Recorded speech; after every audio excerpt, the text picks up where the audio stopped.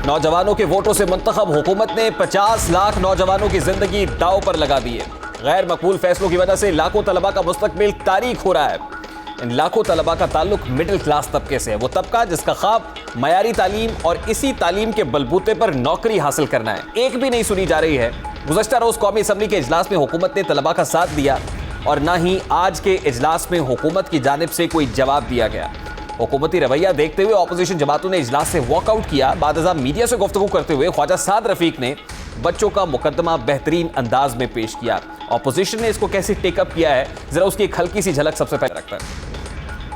मामला ये है कि गवर्नमेंट ने मैं कहा जी हम सप्लीमेंट्री टेस्ट लेंगे, इम्तहान लेंगे 2 माह बाद। भाई अब सप्लीमेंट्री इम्तहान क्यों लेना चाहते हैं 2 माह बाद? पहले बच्चों को फेल करवाना चाहते हो, क्योंकि आपको पता है कि सप्लीमेंट्री इम्तहान में फ्रेश बच्चा अपीयर नहीं हो सकता। सप्लीमेंट्री इम्तहान में वो बच्चे अपीयर होंगे जो खुदा न खास्ता फेल हो गए या जो डिवीजन इंप्रूव करना चाहते हैं। हम कह रहे हैं आप 1.5 माह बाद 2 माह बाद एक ही इम्तहान ले लें और उसमें आप बच्चों को प्रॉपर तैयारी करवाएं, स्कूल लगाएं, कॉलेज लगाएं, टीचर्स को टीए डीए दें। कोई ये नहीं कह रहा कि आप इम्तहान ना लें। और मैं ये कहने पे मजबूर हूँ कि ये हुकूमत जो बिग बिजनेस के मुतालबात के ऊपर तो चारों शाने चित हो जाती है, ये बड़े बड़े माफियाज के आगे तो घुटनों के ऊपर आके उनके मुतालबे मानती है। लेकिन पाकिस्तान के ये तलबा और तालबात जो हमारा मुस्तकबिल हैं, ये जब अपने मुतालबात के लिए आवाज बुलंद करते हैं तो इन्हें तशद्दुद किया जाता है। ये नहायत ही अफसोसनाक रवैया है।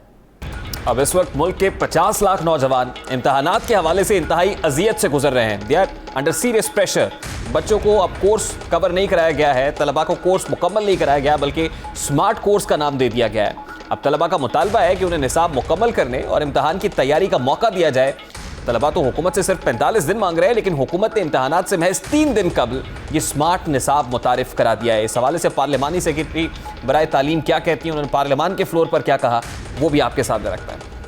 एक ये साइकिल है कि पहले एग्जाम्स होंगे, फिर रिजल्ट आएगा और फिर उसके बाद बाकी कॉलेजेस में और प्रोफेशनल यूनिवर्सिटीज़ में एडमिशन्स शुरू होंगे। तो उसके हिसाब से फेडरल में ये मुमकिन नहीं कि इस तरह से आगे किया जा सके। तलबा को स्मार्ट सिलेबस का ख्वाब दिखाया जा रहा है। दुनिया भर में स्मार्ट सिलेबस का मतलब है कि आप आधे निसाब की तैयारी करें। इंटरनेशनली यही होता है, लेकिन पाकिस्तान में उल्टी गंगा बहती है। यहाँ स्मार्ट सिलेबस का एक मुख्तलिफ अंदाज अपनाया गया है। मिसाल के तौर पर अगर किसी सफ़े पर 4 मौज़ूआत डिस्कस किए गए हैं तो उनमें से एक को ख़त्म कर दिया गया है। हालांकि तमाम मौज़ूआत एक दूसरे के साथ लिंक्ड होते हैं। हुकूमत 60% निसाब कम करने का दावा कर रही है। हकीकत यह है कि हुकूमत ने इख्तियारी मज़ामीन का निसाब 40% कम किया है, जबकि लाजमी मज़ामीन में से सिर्फ 10% निसाब को कम किया गया है। लेकिन अब हुकूमत ने लाजमी मज़ामीन का इम्तहान लेने का फैसला किया है, जबकि इख्तियारी मज़ामीन को यकसर नज़रअंदाज कर दिया गया है। स्मार्ट सिलेबस जारी करने के बाद महज चंद दिन के नोटिस पर डेट शीट जारी कर दी गई है। बच्चों की अक्सरियत मुल्क के दूर दराज इलाकों में रहती है। वो क्या करते रहे, जरा मैं प्रोड्यूसर वो दिखाइए कि स्टूडेंट्स किस तरह प्रोटेस्ट करते रहे सड़कों पर, वो फुटेज प्ले कीजिए।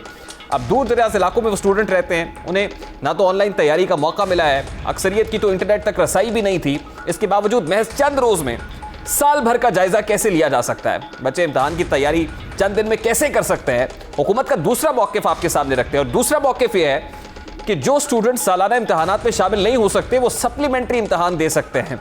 अब सवाल ये है कि 3 माह बाद सप्लीमेंट्री इम्तहानात लेने की बजाय सालाना इम्तहान कोई चंद माह आगे क्यों नहीं किया जा सकता है? उनको तैयारी का मौका क्यों फराहम नहीं किया जा सकता? क्या हुकूमत इंटर और मैट्रिक के तलबा की खुसूसी क्लासेस का इनेकाद नहीं कर सकती? इम्तहानात से कबल असातिज़ा से बात क्यों नहीं की गई? यानी जो स्टेक होल्डर्स हैं उनको ऑन बोर्ड क्यों नहीं लिया गया?